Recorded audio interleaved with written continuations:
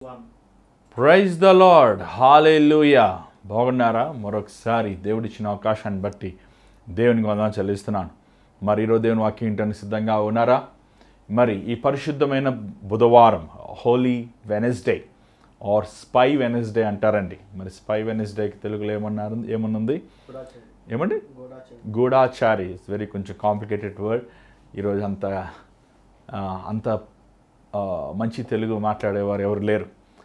కానీ spy Wednesday, ఎందుకు spy Wednesday అంటున్నారు, లేకపోతే పరిశుద్ధమైన బుధవారం ఎందుకు అంటున్నారంటే ఈరోజు రెండు విషయాలు జరిగినాయండి. ఒకటి, యేసు ప్రభువుని అప్పచెప్పాలని యూదా ఇస్కరియోతు అవకాశం కోసం ఎదురు చూస్తున్నాడు. అలాగే యేసు ప్రభువుని మరియా అత్తరుతో అభిషేకించినట్లు మనం చూడగలుగుతున్నాం. సో ఈరోజు మనం దేవుని వాక్యమునకు వెళ్దాం. రండి, మీ బైబిల్ తెచ్చుకోండి. యాజ్ యూజువల్ ప్రార్థన చేశారా, వాక్యం చదువుకున్నారా అని పిల్లల వలె ఉండక మెచ్యూర్గా మీరు ఉండాలి, ఆత్మీయంగా ఎదగాలి. దేవుని వాక్యంలో ఉన్న మార్మములు మీరు తెలుసుకోవాలి, ఆయనలో ఉన్న విశేషతను, ఆయన గొప్పతనం మీరు గ్రహించాలి. మరి ఈరోజు ముఖ్యంగా ఒక ప్రత్యేకమైన విషయం అండి. మరి నేను ఎండ్ అయిపోయాక కూడా మళ్ళీ చెప్తాను. మరి గుడ్ ఫ్రైడే ఈస్టర్ సర్వీస్, ఈ రెండు ఆరాధనలు, గుడ్ ఫ్రైడే ఆరాధన, ఈస్టర్ ఆరాధన R3 బ్యాంక్వెట్ ఏసీ హాల్లో హైదరాబాద్లోని షేక్పేట్, మీకు అది స్క్రీన్ కూడా మీకు చూపిస్తున్నారు. అదే స్థలంలో ఫ్రైడే 9 గంటలకి గుడ్ ఫ్రైడే సర్వీస్, అలాగే మార్నింగ్ 9 గంటల నుండి, సాయంకాలం కాదు. అలాగే ఈస్టర్ 10 గంటల పొద్దు తెల్లవారుజామున ఈస్టర్ సర్వీస్ ఉంది. దయచేసి ఈ రెండు ఆరాధన మీరు పోగొట్టుకోవద్దు, మీరు మిస్ అవ్వద్దు. దయచేసి గమనించండి. మీరు రండి, మీ కుటుంబంతో రండి, మీ స్నేహితులు, బంధువులు తెలియపరచండి. మరి షేక్పేట ఎక్కడ ఉంది అనేది ఒక పెద్ద డౌట్ ఉండొచ్చేమో మీకు. మరి గూగుల్, ఇప్పుడు అందరం గూగుల్ వాడుతున్నాం కదండి. మీరు డామినోస్ పిజ్జా గూగుల్లో షేక్పేట అని కొడితే అదే బిల్డింగ్ పైన ఈ హాల్ అండి. మరి దేవుడు మహాకృప బట్టి మెయిన్ రోడ్లోనే చక్కగా అనుకూలంగా బస్ స్టాండ్, అన్ని విధాలుగా దేవుడు మనకి ఇచ్చి ఉన్నాడు. మరి మీరు రావచ్చు, ఈ కార్యక్రమం దీవెన పొందవచ్చు. అంత మాత్రంగా అయిపోయాక మీకోసం మేము ప్రత్యేకంగా ప్రార్థిస్తానికి, వ్యక్తిగతంగా మీకోసం దేవుని సన్ని నడిపిస్తానికి, దేవుని చిత్తం బయలుపరుస్తానికి అవకాశం ఉంటుంది. కాబట్టి ఈ అవకాశాన్ని సద్వినియోగపరచుకోండి. గమనించండి, సమయాన్ని పాటించండి. పొద్దుట 9 గంటలకి ఆరాధన స్టార్ట్ అవుతుంది. ఈ ఆరాధనలో మీరు పాలు పొందాలి. మరి ముఖ్యంగా ఈరోజు దేవుడు మనతో ఏం మాట్లాడతాడో చూద్దామా? మరి వాక్యం వెళ్ళక ముందు వచ్చిన ప్రార్థన. పరిశుద్ధమైన తండ్రి దయగల ప్రభువా, మరొకసారి నాయన, మరొక దినమున నీ వాక్యముని ధ్యానిస్తానికి ఇచ్చిన కృప బట్టి వందనములు. నన్ను నీ సులువు చాట మరుగుపరచు. నీ బిడ్డలైన మాతోనైనా నువ్వు మాట్లాడు. ప్రతి అపవాది కార్యాలు అయిపోయి చేసినాములు అడిచినాం తండ్రి, ఆమేన్. మరి ఇప్పుడు ఈరోజు జరిగిన సంగతి మనం చూద్దాం. మొదటగా మత్తయి సువార్త 26వ అధ్యాయము 6వ వచనం ఒకసారి మీ బైబిల్లో మీరు చూడండి. మత్తయి సువార్త 26వ అధ్యాయము 6వ వచనం. యేసు బేతనియలో కుష్టి రోగి అయిన సీమోను ఇంట ఉన్నప్పుడు ఒక స్త్రీ మిక్కిలి విలువగల అత్తరు బుడ్డిని తీసుకొని ఆయన యొద్దకు వచ్చి ఆయన భోజనము కూర్చుండగా దాని ఆయన తల మీద పోసెను. ఓకే, చదవండి. శిష్యులు చూచి కోపపడి, ఈ నష్టమెందుకు, దీని గొప్ప వెల అమ్మి బేదలకు ఇవ్వచ్చునే అని అనేది. యేసు ఆ సంగతి తెలుసుకొని చాలు, ఇక్కడ వరకు చదువుదాం, మళ్ళీ వద్దాం. లూకాసు సువార్త 10వ అధ్యాయంలో కూడా మనం ఇది చూస్తున్నాం. మరి ఇది లూకాసు సువార్త 10వ అధ్యాయం 39లో కూడా ఇది కొంచెం వివరంగా రాయబడినట్టు మనం చూడగలుగుతున్నాం. ఒకసారి ఇది చదవండి. ఆమె మరియా అను సహోదరి ఉండెను. ఈమె యేసు పాదం యొద్ద కూర్చుండి ఆయన బోధ వినుచుండెను. మార్త విశాలమైన పని పెట్టుకున్న చేత తొందరపడి ఆయన యొద్దకు వచ్చి, ప్రభువా, నేను ఒంటరిగా పని చేయుటకు నా సహోదరి నన్ను విడిచిపెట్టినందున నీకు చింత లేదా? నాకు సహాయం చేయమని ఆమెతో చెప్పమనను. అందుకు ప్రభువు, మార్తా మార్తా, నీవు అనేకమైన పనులను గూర్చి విచారం కలిగి తొందరపడుచున్నావు గాని అవసరమైన ఒకటే, మరియు ఉత్తమమైన దాన్ని ఏర్పరచుకొనెను. అది ఆమె యొద్ద నుండి తీసివేయబడిన ఆమెతో చెప్పాను. చాలండి. అలాగే మనం యోహాను సువార్త 12వ అధ్యాయము మొదటి నుంచి కొన్ని విషయాలు చదువుదాం. కాబట్టి యేసు తాను మృతుల్లో నుండి లేపిన లాజరు ఉన్న బేతనియాకు పస్కా పండుగకు 6 దినములు ముందుగా వచ్చాను. చాలండి. ఒకసారి ఇక్కడ 6 దినములు పస్కా పండుగను రాయబడి ఉంది. చూడండి, ఇక్కడ దినం అనేది యెరూషలేములో యూదులు ఎలా క్యాలిక్యులేట్ చేస్తారంటే మనకులాగా 24 గంటలు కాదు, 12 గంటలు. సో ఆడ 6 దినములు అంటే మనకి వెనస్డే, థర్స్డే, ఫ్రైడే, సాటర్డే.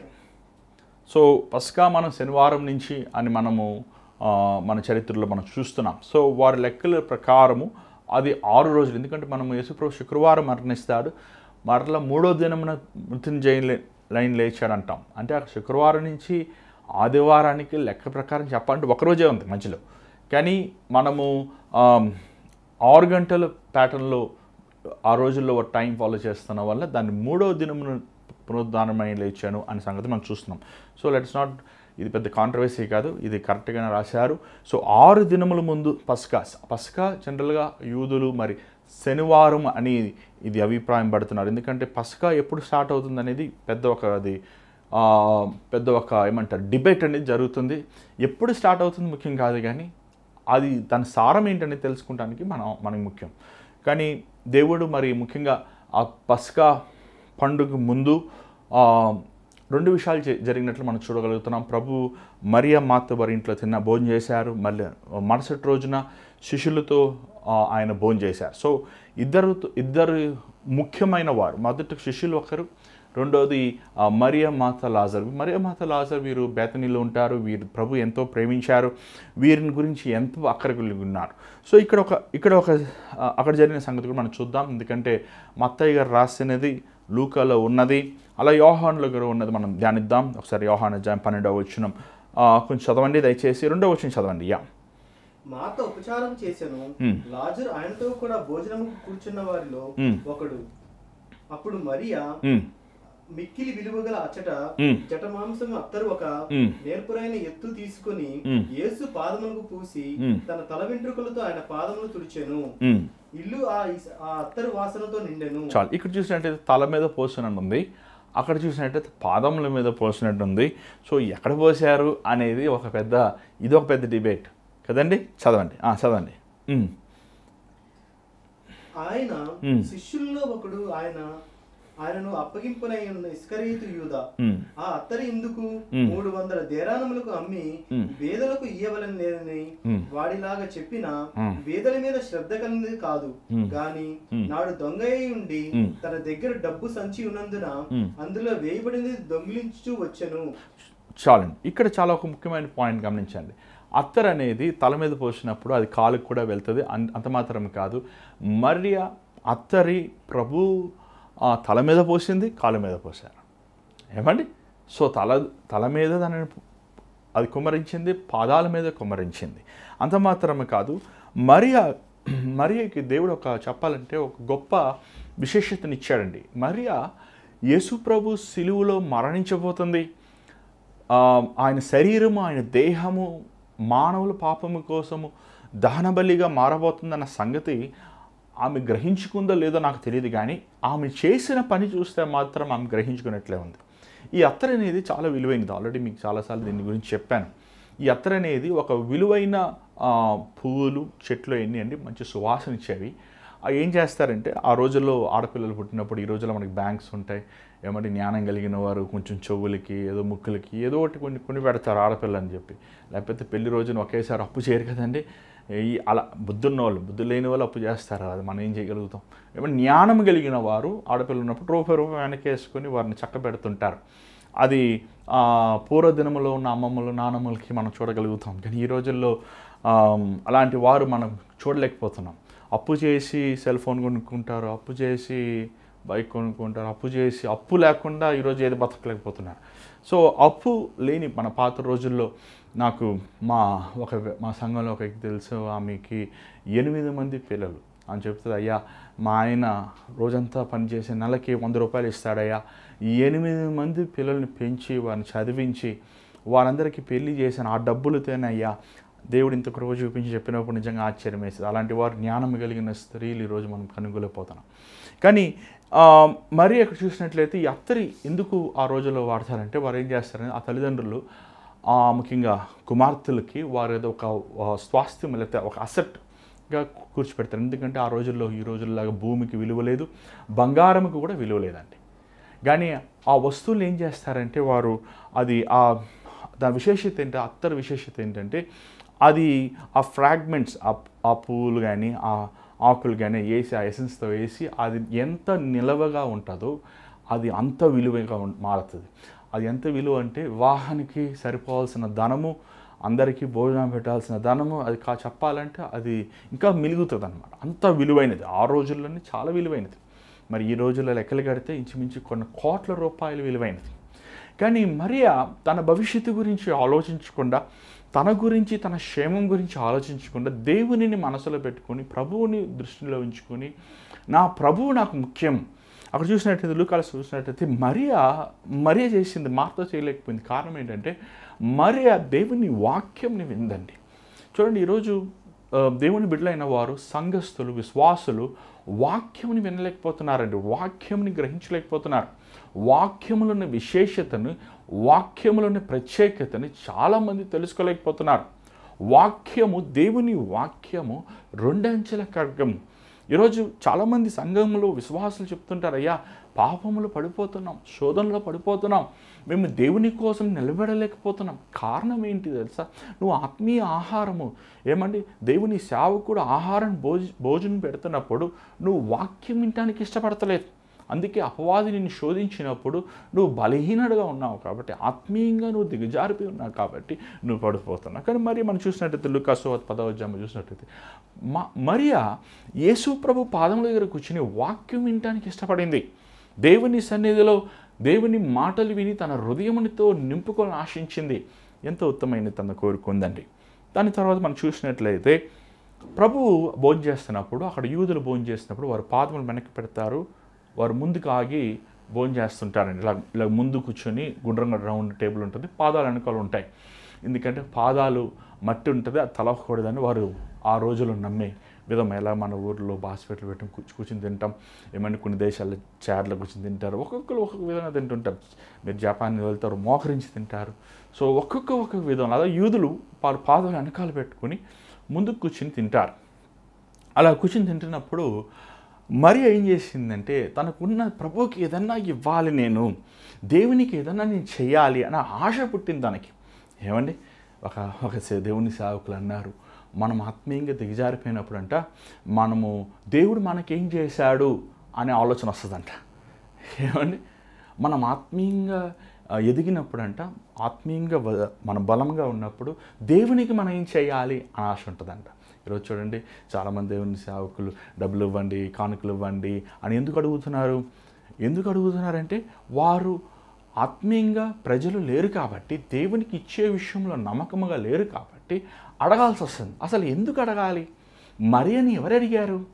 ఆ అత్తరిని తీసుకొచ్చి ప్రభు తల మీద నుంచి పాదముల వరకు అలా కుమరించేసిందండి. కుమరించినప్పుడు వెంటనే మనం మత్తయి సువార్తలో చూసినట్లయితే ఆ శిష్యులు అంటున్నారు, శిష్యులు దాన్ని చూసి ఏమంటే వారు కోప్పడ్డారంట. 26 వచనంలో కోప్పడ్డారంట. ఎందుకు కోప్పడాలి? అది నీ సొమ్మ, నీది కాదు కదా, అసలు నువ్వు చేయాల్సింది నువ్వు చేయలేదు, మరీ వేస్తుంది. చేసి ఏమంటున్నారు తెలుసా? ఎందుకు ఈ వ్యర్థము, ఎందుకు ఈ వేస్ట్? ఏమండి, చాలామంది మా నాన్నగారిని అడుగుతుంటారు, ఎందుకంటే జయపాల్ గారు మీరు వేల రూపాయలు కట్టి టీవీ ప్రోగ్రాం ఇస్తారు, ఎందుకు ఈ ఉద్యోగ సభలు, ఎందుకు ఈ వేస్ట్? మీరు చర్చి కట్టుకోవచ్చు కదా, పెద్ద చర్చి కట్టుకోవచ్చు కదా, మీరు పెద్ద సంస్థలు చేయొచ్చు కదా, ఎందుకు మీరు అద్దెంట్లో ఉన్నారు, సొంత ఇల్లు కొనుక్కోవచ్చు కదా, మంచి వాహనాల్లో ఉండొచ్చు కదా, ఎందుకు ఈ కష్టాలు?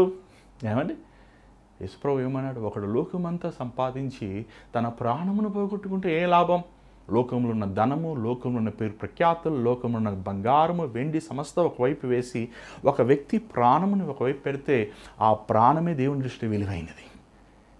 దేవుని కోసం చేసేది ఎప్పుడు వ్యర్థం కాదండి. నీ కోసం చేసుకునేది వ్యర్థమే, నీ కుటుంబం కోసం చేసుకునేది వ్యర్థమే, నీ బిడ్డల కోసం నువ్వు చేసేది వ్యర్థమే. క్రీస్తు కోసం చేసేది ఎప్పుడు వ్యర్థం కాదు. క్రీస్తు నామములో సువార్త ప్రకటించేది వ్యర్థమే కాదు.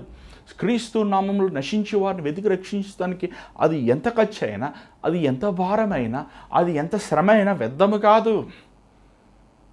ఏమండి, 99 గొర్రెలను ప్రభు ఆ ఒక్క గొర్రె తప్పిపోయిన గొర్రెని వెతుకుతానికి ఆ ఒక్క గొర్రె నువ్వు నేనే. ఒకవేళ లోకంలో మనం ఒక్కడే ఉన్నా కూడా యేసుప్రభు వచ్చి మన కోసం మరణించేవాడు, మనల్ని ప్రేమించేవాడు, మన కోసం రక్తం చిందించేవాడు, అంతగా ఆయన మనల్ని ప్రేమిస్తున్నాడు. అలాగ ప్రేమించే యేసయ్యని చూడండి, ఇందుకు ఈ వ్యర్థము, ఇందుకు ఈ నష్టము అంటము సరిగా కరెక్ట్ కాదు కదా. ఏమండి, యేసుప్రభు ఎంత గొప్పవాడండి. మన కోసం మన పాప పరిహారము, రక్షణ ఉచితమే. రక్షణ నీకు నాకు ఉచితం. ఎందుకు రక్షణ ఉచితంగా పెట్టాడు దేవుడు? మనం దాని ధర చెల్లించలేము. కానీ అది యేసు ప్రభుకి ఎంతో శ్రమ, అవమానము, నింద, భారము, వేదన, పోరాటము. మరియా ఆ విశేషతను గుర్తించింది. తను దేవుని పాదముల దగ్గర అత్తరుని కమ్మరించింది. అందులోకి దొంగ యూదా ఇస్కరియోతు అన్నాడు, ఎందుకు ఈ వ్యర్థము? ఇది అమ్మి పేదవాళ్ళకి ఇవ్వచ్చు కదా, నష్టంలో ఉన్న వాళ్ళకి ఇవ్వచ్చు కదా. నిజంగా వాడు ఆశ ఉందండి? నిజంగా పేదవాడి గురించి ఆలోచిస్తున్నాడా? లేదు కదా. వాడు దొంగవాడు, వాడు దోచుకుంటూ ఉన్నాడు. ఏమండి, పేదవాళ్ళకి ఇస్తాం వేరు, దేవునికి ఇస్తాం వేరండి. పేదవాళ్ళు ప్రభు అంటున్నాడు, పేదవాళ్ళు నీతో ఎప్పుడు ఉంటారయ్యా, నేను ఉండగానే మీతో పాటు. ఏమంటే ఒకడికి నువ్వు ఒక 10 రూపాయలు ఇస్తే, లేకపోతే 100 రూపాయలు ఇస్తే, లేకపోతే 1000 రూపాయలు ఇస్తే, లేకపోతే 2 పూటలు అన్నం పెడితే, లేకపోతే 3 నెలలు నువ్వు అన్నం పెడితే ఎంతకాలం పెడతావు, ఎంతమందికి పెడతావు? కానీ ఆ వ్యక్తికి నువ్వు యేసయ్యని ఇస్తే, యేసు ప్రభు ప్రేమను నేర్పిస్తే, యేసులో ఉన్న విశేషతను నేర్పించి ప్రార్థనను నేర్పించామని ఆ వ్యక్తి ప్రార్థిస్తే దేవుడు తనకిస్తాడు. మనం చూసినట్లయితే ఆ రోజు ప్రభు ఒక మాట అంటున్నాడు. ఏ మాట అంటున్నాడు చూడండి. ఎక్కడ సువార్త ప్రకటించి, మత్తయి సువార్త 10వ వచనం ప్రభు అంటున్నాడు, ఆమెను తొందర పెట్టొద్దయ్యా, వదిలేండి, ఆమెను తొందర పెట్టొద్దు. అసలు చూసాం మరి అక్కడ మాట్లాడలేదు. ఎందుకు మీరు ఎలాగ అంటారు నన్ను అంటలేదు. ప్రభువు అసలు మరియాలో విశేషం మనం చూసినట్లయితే, మార్త మాట్లాడినప్పటికీ తనకు జవాబు ఇస్తలేదు, మార్తకి శిష్యులు అరిచినప్పటికీ తను జవాబు ఇస్తలేదు, యూదా ఇస్కరియోతు తనని అవమానించినప్పటికీ జవాబు ఇస్తలేదు. 2 పరిస్థితులకు దేవుడు ఎంతగా ప్రేమిస్తున్నాడండి. చూడండి, చాలాసార్లు మనం ప్రతిదానికి మనమే నోరు తెరిచి మాట్లాడుతుంటాం. మాట్లాడద్దు. నేను మనుషులు అవమానించినప్పుడు, మనుషులు అపార్థం చేసుకున్నప్పుడు, మనుషులు నిన్ను దూషించినప్పుడు, లేని వాటిని కల్పించినతో నిన్ను సిగ్గుపరిచిన, అసలు చెప్పాలంటే వారు మెచ్చుకోవాలి. మరి నువ్వు ఎంత గొప్ప కార్యం చేశావు, ఎంత ఉత్తమైన కార్యం చేశావు. కానీ ఒప్పుకుంటూ ఘనతను పొగుడుతూ మానేసి అవమానిస్తున్నారండి, దూషిస్తున్నారు తనని. ఎంత తప్పు కదా. కానీ యేసు ప్రభు తను మీరు మౌనంగా ఉండండి అయ్యా, ఎందుకు ఆమెను తొందర పెడుతున్నారు? ఆమె నన్ను ఏం చేసింది చూడండి, ఆ మాట చూడండి. అక్కడ ఎంత చక్కగా ప్రభు దాని నుంచి 12వ వచనం చదవండి ఒకసారి. ఈమె ఈ అత్తరు నా శరీరం మీద పోసి నా భూస్థాపన నిమిత్తము దీనిని చేశాను. సర్వలోకమందు ఈ సువార్త ఎక్కడ ప్రకటింపబడునో అక్కడ ఈమె చేసినంతయు ఈమె జ్ఞాపకార్థముగా ప్రశంసింపబడునని మీతో నిశ్చయంగా చెప్పు. మరియా ఈ కార్యం చేసి 2000 సంవత్సరాలు అవుతుంది. ఇప్పటికీ ఎంత సేవకులు, ఎన్ని మందిరముల్లో ఈ మాటను పలికారు. ఆమె దేవుణ్ణి అధికముగా ప్రేమించింది కాబట్టి ప్రతికూలంగా దేవుడు మరియని ఘనపరిచాడు. ఏమన్నా, నా నీతిని, నా రాజ్యమును మొదటి వెతుకు, నీకు సమస్తం అనుగ్రహిస్తానన్నాడు. దేవుణ్ణి మనం ప్రేమిస్తాం నేర్చుకోవాలి.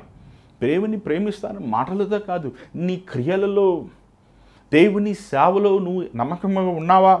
దేవుడి విషయంలో నువ్వు యథార్థుడుగా జీవిస్తున్నావా? దేవుని సేవలో నువ్వు పాలు పొందుతున్నావా? మిలిగిపోయినవి ఇస్తుంటారు దేవుడికి, కయ్యని వలె శపితమైనవి ఇస్తుంటారు దేవుడికి, పనికిరానివి ఇస్తుంటారు దేవుడికి. చూడండి, ఇస్తే దేవుడికి మంచివి. దేవుని గణపరచు. ఆయన ఈ శూన్యముకు రాజు, ఆయన అధికారి, ఆయన గొప్పవాడు, ఆయన పరిశుద్ధుడు. ఏమండి, దాని తర్వాత ఏం చేశారో చూడండి. ఒకసారి చూసినట్లయితే 10వ వచనం ఒకసారి చదవండి. యోహాను సువార్త 12వ అధ్యాయం 10వ వచనం తర్వాత చదవండి. అతన్ని బట్టి యూదులు అనేకులు తమ వారిని విడిచి యేసునందు విశ్వాసం ఉంచిరి కనుక ప్రధాన యాజకులు రాజులను కూడా చంపన ఆలోచింపజేసేది. అలా అంత మాత్రంగా మత్తయి కూడా ఒకసారి చూద్దాం. మత్తయి 26:14 నుంచి చదవండి. అప్పుడు 12 మందిలో ఒకడు ఇస్కరియోతు యూదా ప్రధాన యాజకుల యొద్దకు వెళ్ళి, నేను ఆయన్ను మీకు అప్పగించిన ఎడల నాకేమి ఇత్తురని వాడిని అడిగాను. అందుకు వారు 30 వెండి నాణెములు తూచి వానికి ఇచ్చిరి. ఏమండి, చదవండి. 16 చదవండి. ఆయన అప్పగించుటకు తగిన సమయం కనిపెట్టుచుండెను. ఏమండి, ఇక్కడ చూసినట్లయితే ఒకటి మనం చూస్తున్నాం. యూదా ఇస్కరియోతు పోయి వాళ్ళు అడుగుతున్నాడు, వాళ్ళు వచ్చి అడగలేదు యూదా ఇస్కరియోతు. నువ్వు యేసుప్రభువు అప్పచెప్తాను అడుగుతలేదు, వీనే వెళ్తున్నాడు. అక్కడ అవమానం పడ్డాడు ఆయన. ఏమంటే యేసుప్రభువు అలా మాట్లాడి బాధపడిపోయాడు ఆయన, సిగ్గు అయిపోయింది ఆయనకి. డబ్బు మనిషి కదా, డబ్బు కావాలి కదా ఆయనకి. ఏమండి, దేవుడు ఖండించిన వెంటనే ఆయన సంచి ఖాళీ అయిపోయింది. 30 వెండి నాణములు అనేది ద్వితీయోపదేశకాండం మనం చూస్తున్నాం. అది ఒక బానిస ఖరీదు. నేను యేసుప్రభు నేను అప్పచెప్తాను, నాకు ఎంత ఇస్తావు అని యేసుతో ఉంటూ, యేసుప్రభుతో భోజనం చేస్తూ, యేసుప్రభుతో పరిచర్య చేస్తూ, యేసుప్రభుతో సేవ పరిచర్యలో ముందుకు ఉంటూ యేసుప్రభునే అప్పచెప్పాడంటే ఎంత భ్రష్టుడండి. ఈరోజు ఎంతోమంది అలా ఉన్నారు. మీరు అనొచ్చు మేము యూదాస్ కాదు, మీరు కూడా యూదాస్ కాలేదు. ఒక సినిమా కోసం, ఒక అబద్ధం కోసం, ఒక అన్యాయం కోసం, మోసం నిమిత్తం, ఒక స్వార్థమైన కార్యాల నిమిత్తం, దేవునికి వాక్యానికి విరోధమైన కార్యాల నిమిత్తం మీరు యేసుని అమ్మవేస్తున్నారు. యోధా ఇస్కరియోతు యేసుని ఒక్కసారి అమ్మవేశాడు. కానీ ఈరోజు ఆదివారం దేవుని మందిరంకి రాకుండా మీరు ఉద్యోగం చేస్తున్నారు, దేవుని మందిరంకి రాకుండా మీ సొంత పనులు చేసుకుంటున్నారు. మీకు యోధా ఇస్కరియోతుకి ఏంటి వ్యత్యాసము? అక్కడ చూస్తున్నాడంట, స్పై వెనస్డే అంటారు. అందుకే is looking an opportunity to hand over Jesus. దేవుని అప్పచెప్తానికి, దేవునిని వారికి అసలు ఎలా చేస్తారండి? ఎలా వస్తుందండి మనసానికి? నాకు అసలు అర్థమే కావట్లేదు. యేసు నిన్ను ఇంత ప్రేమించాడు, నువ్వు యేసుప్రభు శిష్యుడిగా ఉండడానికి ఏ అర్హత లేదు, నువ్వు ఒక గలిలయుడు కాదు, నిన్ను యేసుప్రభు పిలిచి అభిషేకించి వరములు ఇచ్చి తలాంతులు ఇచ్చి నిన్ను సిద్ధపరిచి ఇంత కృపను చూపించిన ప్రభువును నువ్వు ఎలాగ అప్పచెప్పగలుగుతున్నావయ్యా? యేసుప్రభు నిన్ను ప్రేమించాడు కదా, నీకోసం ప్రాణం ఇచ్చాడు కదా, నీకోసం రక్తం చిందించాడు కదా, నీకోసం ప్రాయశ్చిత్త బలయ్యాడు కదా, నువ్వు ప్రభువును ఇలాగ అప్పచెప్పగలుగుతున్నావు? ఈరోజు ఎంతోమంది ప్రభువును అప్పచెప్పేస్తున్నారు. ఒక గర్ల్ ఫ్రెండ్ అంటూ, బాయ్ ఫ్రెండ్ అంటూ, డబ్బు అంటూ, పేరు ప్రఖ్యాతులు అంటూ, లోభముతో, కామముతో, పాప కార్యములతో నిండి మీరు దేవుణ్ణి అప్పచెప్పుతున్నారండి. ఇదిగో ఈరోజు నీ జీవితం మార్చుకో, నీ జీవితం సరిచేసుకో. యేసుతో ఉండి యేసు ప్రేమని ఎరిగి యోధా ఇస్కరియోతు నరకానికి వెళ్ళిపోయారు. మరియా తన కోసం ప్రాణం పెడుతున్న లోక రక్షకుడిని, ప్రభువుని చూసి తన జీవితం అంకితం చేసింది. విలువైనది ఇచ్చిందండి, విలువైనది తను సమర్పించింది దేవుని. విలువైనది ఈరోజు నువ్వు చూడగలుగుతున్నావా? ఈరోజు సిలువలో నీకోసం ప్రాణం ఇస్తున్న ప్రభువుని నువ్వు చూడగలుగుతున్నావా? నీకోసం రక్తముని ఇచ్చి నిన్ను కొనుక్కున్న దేవుని నువ్వు చూడగలుగుతున్నావా? ఒకవేళ నువ్వు చూడలేకపోతే నువ్వు చూచుతున్నా అనుకుంటున్నప్పటికీ నువ్వు అంధుడివి, నువ్వు గుడ్డివాడివి. ఈరోజు నీ హృదయం దేవునికి ఇవ్వా. ఎంతకాలము దేవుని కార్యములు గ్రహించుకోలేని వాడిగా ఉంటావు, ఎంతకాలం దేవుని మాటలకి, దేవుని చిత్తానికి విరోధంగా జీవిస్తావు. ఈరోజు నీ జీవితం ఇవ్వా. ఇదిగో ఈరోజు రేళ్ళుండా దేవుడు శుక్రవారంన సిలువేయబడుతున్నాడు. దాని ముందు రోజు ఎంత గొప్ప భాగ్యం అని. ఎన్ని మనకు అత్తలు దొరకొచ్చామో, మనుషులు మనతో ఉంటారు కానీ ప్రభు మనతో ఉన్నాడు. కానీ మరియ చేసిన పని ఎంత ఉత్తమైన పని. తను హృదయపూర్వకముగా ప్రభువుని ప్రేమించాడు. ప్రభా నీకంటే ఎక్కువ నాకేముందయ్యా, నీకంటే విలువైన నాకేముంది. ఆ మాటల్లో కాదు, తన క్రియల్లో తనకు ఉన్నదంతా ప్రభు పాదముల దగ్గర కుమ్మరించేసింది. నువ్వు గనుడు అయ్యా, నువ్వు రాజు అయ్యా, నువ్వు ప్రభువు అయ్యా, నువ్వు ఉన్నతమైన వాడయ్యా. విశ్వసించింది. నిజంగా ఎంత గొప్ప విషయం అండి. పరిచయులు విశ్వసించలేదు, తనతో ఉన్న శిష్యులు నమ్మలేదు ప్రభువుని, తనతో ఉన్న వారందరూ ప్రభువులో విశేషతను గమనించలేదు. దేవుని ద్వారా మేలు పొందిన ప్రతి ఒక్కరు ప్రభువుని సిలువేయమని కేకవేశారు. కానీ మరియ దేవుని కోసం తన జీవితం త్యాగం చేసుకుంది. ఈరోజు నీ జీవితం ఇస్తావా? ఈరోజు ప్రభువుకి నీ బ్రతుకుని ఇస్తావా? తెచ్చిస్తాలో ఉంచండి. ప్రార్థన చేద్దాం. పరిశుద్ధమైన తండ్రి దయగల ప్రభువా, మరొకసారి నీ పాసన్నిధిలోకి వస్తున్నామయ్యా. అయ్యా, మేము యూదా ఇస్కరియోతు వలె అమ్మివేసేవారుగా చిన్న చిన్న వాటిని ఆకర్షణలు మేము ఆకర్షించబడి మా హృదయమునైనా మా జీవితంనైనా నువ్వు ఇచ్చిన పవిత్రతను పాడు చేసుకునే వారు ఉన్నాము. నువ్వు క్షమించిన మరియ వలె మమ్మల్ని మీరునైనా మా జీవితం, మా సమయమని, మా కుటుంబమని, సమస్తమని పాదముల దగ్గర దారబోసే వారు ఉంటాను సార్. నువ్వు తప్ప మాకు వేరే దిక్కు లేదయ్యా, ఎవరు లేరునాయా. నీకోసం నమ్మకముగా జీవించేవారుగా, నీకోసం యథార్థముగా ఉండేవారుగా సహాయం చేయాలి. ఈ మాటలు వింటున్న నీ బిడ్డలను చూడినాయన, ఈ మాటలు వింటున్న నీ బిడ్డలను దర్శించినాయన, వారితో నువ్వు మాట్లాడు ప్రభా. వారి కఠినమైన బండ హృదయములు బద్దలు కొట్టాయా. నిన్ను ప్రేమించే మనసు మాకు దయచేయను. మా స్వార్థము మమ్మల్ని మేము ప్రేమించుకుని కాక, మా కుటుంబాలు ప్రేమించకాక, నిన్ను క్రియలలో మేము ప్రేమించేవారు, నిన్ను గణపరిచేవారుగా కృప చూపించమని, విత్తబడిన వాక్యాన్ని ముద్రించమని యేసునామములో అడుగుచున్నాం తండ్రి, ఆమేన్. మరి ఈరోజు దేవుడు మీతో మాట్లాడుతూ మనం తెలియపరచండి. మీ ప్రార్థన అవసరతలు స్క్రీన్ మీద కనబడుతున్న నెంబర్కి మీరు వాట్సాప్, వాయిస్ మెయిల్, కాల్ మీద చేయండి. అంత మాత్రం కాదు, గమనించండి. Good Friday service, Easter service ఇందా చెప్పినట్లు R3 బ్యాంక్వెట్ ఏసీ హాల్లో జరుగుతుంది. మరి 9 గంటలకి గుడ్ ఫ్రైడే సర్వీస్, అలాగే ఈస్టర్ సర్వీస్ 10 గంటలకి. దయచేసి సమయాన్ని పాటించండి. దేవుడిచ్చిన అవకాశాలు మీరు ఉపయోగించుకోండి. ఈ భారమైన పరిచయాలు ఎంతమంది ఈ పరిచయాలు మేలు పొందుతున్నారు, దేవుడు మీతో మాట్లాడుతున్నాడు, దేవుడు మీ జీవితాలు కార్యాలు చేస్తున్నారు, కానీ మీరు దేవునికి కృతజ్ఞత కలిగి ఉండలేరు. దయచేసి గమనించండి, ఈ పరిచయాలు దేవుడు మిమ్మల్ని బలపరిచుంటే ఎంతో కొంత దేవుడు మీకు ఇచ్చిన కృపను బట్టి ఈ పరిచయాలు మీరు విత్తండి. మీరు పంపించే ప్రతి కానుకలు దేవుని సేవలో వాడుతున్నాం. ఎంతో భారముగా ప్రయాసతో ఎంతో త్యాగంతో ఈ పరిచయాన్ని కొనసాగిస్తున్నాం. మరి ఇంచుమించు 2011 చెన్నై నుంచి నేను వచ్చి హైదరాబాద్ చెన్నై